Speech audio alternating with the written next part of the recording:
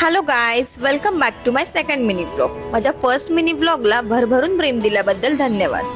शिर्डीच्या साईबाबांचं मनोभावे दर्शन घेतल्यानंतर आम्ही तिकडनं लगेचच निघालो नाशिक जिल्ह्यातील 12 ज्योतिर्लिंगांपैकी एक ज्योतिर्लिंग असलेल्या त्र्यंबकेश्वर मंदिरात जाण्यासाठी.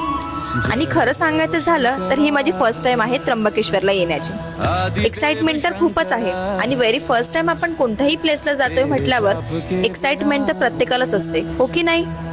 आम्ही ऑलमोस्ट 4 तासांनी शिर्डीहून त्र्यंबकेश्वरला पोहोचलो. दुपारची वेळ असल्यामुळे ऊन तर खूपच होतं, पण तरीही त्र्यंबकेश्वर आणि आजूबाजूच्या इतरही गोष्टी जाणून घ्यायच्याच होत्या.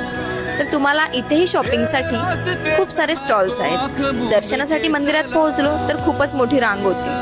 तिकडे गेल्यावर समजलं की इथे दर्शनासाठी पासेस सुद्धा अवेलेबल आहे. मग आम्ही डिसाइड केलं की पासेस घेऊयात. पासेसची प्राइस होती प्रत्येकी 200 रुपये.